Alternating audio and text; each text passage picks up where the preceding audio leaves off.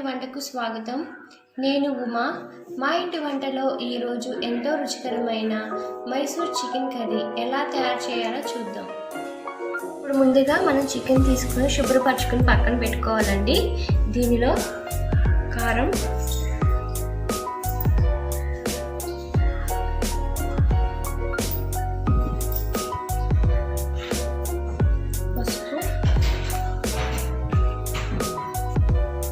అల్లం వెల్లుల్లి పేస్ట్,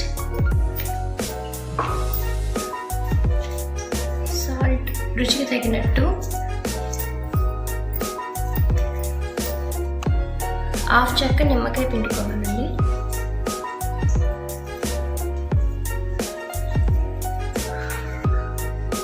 ఇది మొత్తం కలుపుకొని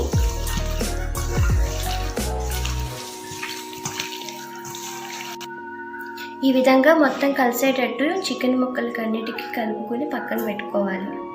కొత్తిమీర, పచ్చిమిరపకాయలు, పుదీనా, వెల్లుల్లి, అల్లం ఇవన్నీ కలిపి పేస్ట్ చేసుకోవాలండి. ఈ విధంగా పేస్ట్ చేసుకుని పక్కన పెట్టుకోవాలి. చెక్క, లవంగాలు, ధనియాలు, మిరియాలు, యాలకులు, గసగసాలు, ఎండు కొబ్బరి పొడి, ఎండుమిర్చి ఇవన్నీ మనం దోరగా వేయించుకుని ఆయిల్ లేకుండా పొడి చేసుకుని పక్కన పెట్టుకోవాలి.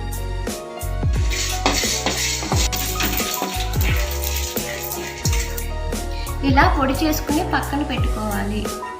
ఇలా గిన్నె పెట్టుకుని దానిలో మనం ఆయిల్ వేసుకోవాలండి. ఇది వేడెక్కిన తర్వాత మనం ముందుగా చికెన్ నానబెట్టుకుని ఉంచుకున్నాం కదా, ఈ చికెన్ని దానిలో వేసుకుని వేయించుకోవాలి.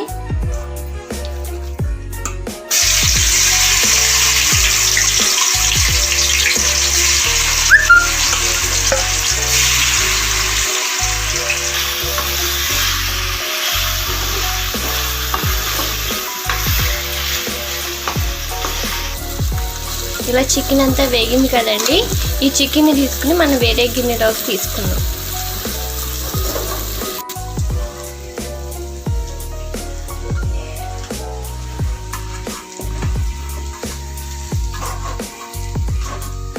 ఆయిల్లో ఉల్లిపాయ ముక్కలు వేసుకోవాలండి, కరివేపాకు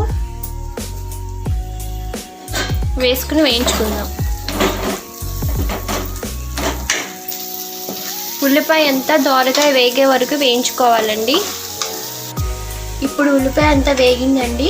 దీనిలో మనం ముందుగా పచ్చిమిరపకాయలు, పుదీనా, కొత్తిమీర, అల్లం వెల్లుల్లి పచ్చిది మనం పేస్ట్ చేసుకున్నాం కదా, ఆ పేస్ట్ వేయించుకుని పచ్చివాసన పోయేంత వరకు వేయించుకోవాలి.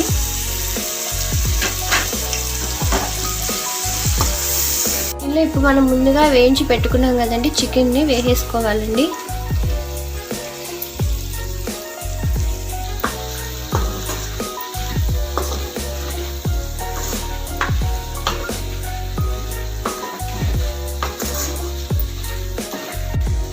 దీనిలో ఇప్పుడు కొద్దిగా వాటర్ పోసుకుందాం. ఇప్పుడు మీడియం ఫ్లేమ్ మీద ఒక 10 నిమిషాలు ఉడకనివ్వాలి.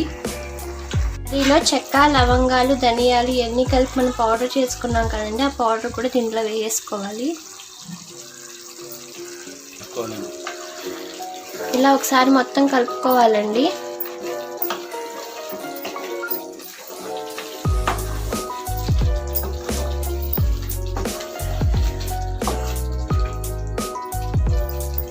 ఆయిల్ అంతా పైకి వచ్చింది కదండి, కర్రీ అంతా రెడీ అయినట్టు.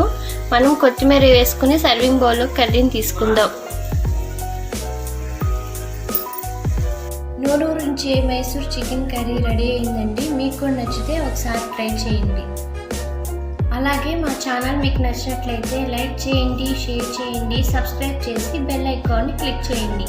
Thank you for watching.